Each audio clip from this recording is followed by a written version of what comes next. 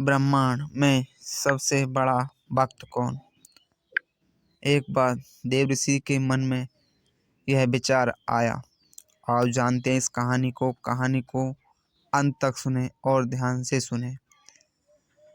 हमारे चैनल सत्य धार्मिक पर नए हैं तो सब्सक्राइब कर लें, बेल आइकन दबा लें, कमेंट में बताएं यह कहानी आपको कैसी लगी। चलो चलते हैं कहानी की ओर। एक बार देवऋषि नारद के मन में यह अभिमान पैदा हो गया कि वे ही भगवान विष्णु के सबसे बड़े भक्त हैं। वे सोचने लगे, मैं दिन रात भगवान विष्णु का गुणगान करता हूँ, फिर इस संसार में मुझसे बड़ा भक्त कौन हो सकता है। किंतु पता नहीं नारायण हरि मुझे ऐसा समझते हैं या नहीं। यह विचार कर नारद भगवान विष्णु के पास क्षीर सागर में पहुँचे और उन्हें प्रणाम किया। विष्णु जी बोले, आओ नारद, कहो कैसे आना हुआ। नारद बोले, भगवान मैं आपसे एक बात पूछने आया हूँ। नारायण हरि बोले, मैं तुम्हारे मन की बात जानता हूँ नारद, फिर भी तुम्हारे मुंह से सुनना चाहता हूँ। नारद ने कहा, हे देव, मैं जीवन भर आपका गुणगान करता रहा हूँ। पल पल हर क्षण मुझे बस आपका ही ध्यान रहता है। आप मुझे यह बताइए कि क्या मुझसे भी बड़ा आपका कोई भक्त है संसार में। भगवान विष्णु समझ तो पहले ही गए थे कि नारद को अपनी भक्ति पर अभिमान पैदा हो गया, किंतु अपने मन की बात छुपाकर वे बोले, नारद, इस प्रश्न के लिए तो तुम्हें मेरे साथ मृत्यु लोक चलना पड़ेगा। नारद बोले, ठीक है भगवान, मैं मृत्यु लोक चलने के लिए तैयार हूँ। भगवान विष्णु नारद को लेकर मृत्यु लोक चल पड़े। धरती पर पहुंचकर दोनों ने किसान का वेश धारण किया और एक गांव के किनारे बनी एक झोंपड़ी की ओर चल पड़े। विष्णु भगवान बोले, नारद, मेरा यह बहुत बड़ा भक्त है, यहाँ इस कुटिया में रहता है। आश्चर्य है, क्या मुझसे बढ़कर भी किसी की भक्ति हो सकती है।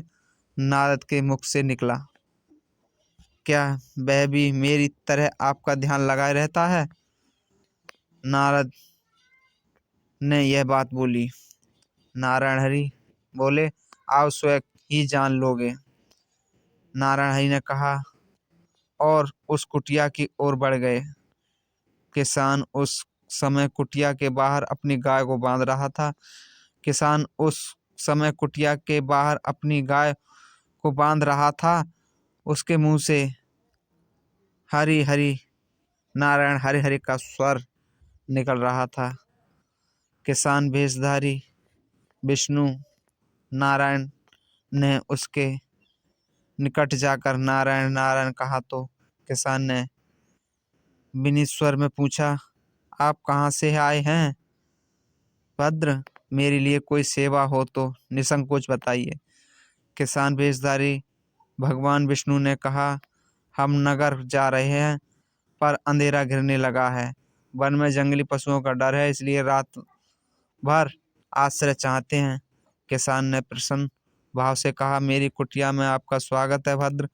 जो रखा रूखा सूखा घर में है आपके लिए हाजिर है। भगवान ने मुझे आप लोगों की सेवा करने का अवसर दिया, बड़ी कृपा हुई उनकी। बाहर दल्लान ने एक खटिया पर दोनों को बिठाकर किसान अंदर गया और अपनी पत्नी से कहा, देवी, दो अतिथि आए हैं। किसान की पत्नी उस समय अपने बच्चों को भोजन परोस रही थी। धीरे से आटे का बर्तन दिखती हुई बोली, घर में इतना सा आटा है और ये बच्चे और भोजन मांग रहे हैं। किसान बोला, कोई बात नहीं, हम अतिथियों को भरपेट भोजन कराएंगे, तुम बच्चों को काजी बनाकर पिला देना।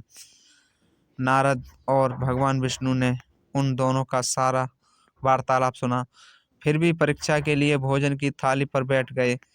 जब दोनों भरपेट भोजन कर चुके तो नारद सोचने लगे, यह सीधा साधा गृहस्थ भगवान का सबसे बड़ा भक्त कैसे हो सकता है। उधर श्री हरि ने किसान से और भोजन लाने की फरमाइश कर दी। बोले, मेरा पेट अभी नहीं भरा, क्या और भोजन मिलेगा? किसान रसोई घर में गया और जाकर पत्नी से पूछा, कुछ और भोजन बचा है क्या? पत्नी बोली, बच्चों के लिए काजी बनाई है, बस वही शेष है। विष्णु और नारद वह भी पी गए। किसान और उसके परिवार के भूखे ही सोना पड़ा। भूखे माँ का आंचल थाम कर उठे। बच्चे माँ का आंचल थाम कर कह उठे, माँ नींद नहीं आ रही, मुझे बड़ी जोर से भूख लग रही है। पिताजी ने उन अतिथियों को काजी भी क्यों पिला दी? किसान ने बच्चे के सर पर हाथ फेरते हुए कहा, अतिथि को भोजन कराना स्वयं विष्णु भगवान को भोग लगाने के समान है बेटा। बाहर दलान में दोनों अतिथि अलग अलग बिस्तरों पर लेटे हुए थे। भगवान विष्णु ने कहा, तुमने सुना नारद, किसान और उसके परिवार को भोजन नहीं मिला, फिर भी वह मेरे गुण गा रहे हैं। यह तो कुछ भी नहीं है, मैंने तो कई कई दिनों तक भूखे रहकर आपका स्मरण किया है। अगले दिन सुबह उन्होंने देखा, किसान भगवान विष्णु की मूर्ति के सामने कह रहा था, गोविंद हरि हरि, नारायण हरि हरि, तुम सदा मेरे मन में बसे रहो, बस मुझे कुछ और नहीं चाहिए। फिर दोनों अतिथियों से बोला, हरि की बड़ी कृपा है, वही जग का रखवाला है, प्रभु की दया से रात को कोई कष्ट तो नहीं हुआ। जब तक आपका जी चाहे तब तक आप दोनों यहाँ रहे, मैं खेत में जा रहा हूँ। किसान बेजदारी। श्री हरि विष्णु भगवान बोले, हम भी तुम्हारे साथ चलेंगे यदि तुम्हें कोई आपत्ति ना हो तो। नारद और विष्णु भगवान किसान के साथ उसके खेत पर गए। किसान बोला, यही है अपना खेत, अब मैं आप अपना काम करूंगा। नारायण हरि। नारद बोले, तो सत्पुरुष हो, भगवान के बड़े भक्त हो, हर घड़ी उनका नाम लेते रहते हो।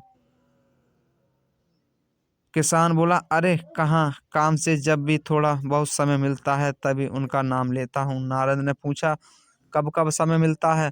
किसान बोला, सुबह उठता हूँ तो तब, रात को सोता हूँ तब, और दिन में जब भी काम से समय मिल जाए। ओह, समझा। नारद के मुख से निकला।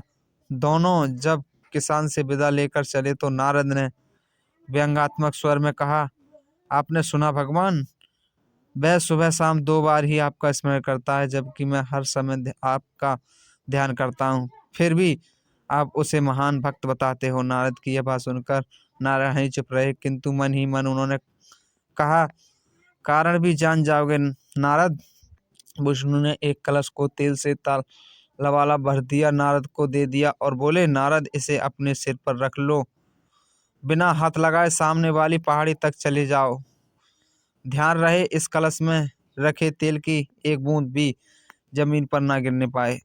नारद बोले, यह कार्य सहज तो नहीं है। यह कहकर नारद ने कलश सिर पर रख लिया और पहाड़ी की ओर चल दिए। नारद पहाड़ी तक गए और लौट आए। विष्णु बोले, लौट आए नारद, ठीक है, अब यह बताओ कि इतनी दूरी जाने और आने में तुमने कितनी बार मेरा स्मरण किया? नारद बोले, एक बार भी नहीं किया भगवान। नारायण हरि। करता भी कैसे, मेरा सारा ध्यान तो तेल और कलश की तरफ लगा हुआ था। श्री हरि बोले, तब तुम ही सोचो, वह किसान दिन भर कठिन परिश्रम करता है, फिर भी 2-4 बार मेरा स्मरण जरूर करता है, और तुम एक बार भी मेरा स्मरण नहीं कर पाए। विष्णु की बात सुनकर नारद के अंतःचर श्रालु खुल गए और वह श्री हरि के चरणों में गिरकर बोले, मान गया प्रभु, जो संसार के झंझटों में रहकर भी आपका स्मरण करते हैं वो ही सबसे बड़े भक्त होते हैं। तो भाई, सबसे बड़ा भक्त वही है निष्काम भाव से, मन में किसी प्रकार का लालच न करके, जो हर की भक्ति करता है, नारायण हर की भक्ति करता है, वो ही संसार में सबसे बड़ा भक्त है। भक्ति किसी को दिखाने के लिए नहीं होती, भक्ति अपने लिए होती है, अपनों मोक्ष पाने के लिए होती है। संसार से आवागमन छुड़ाने के लिए की जाती है। यह कहानी आपको पसंद आई हो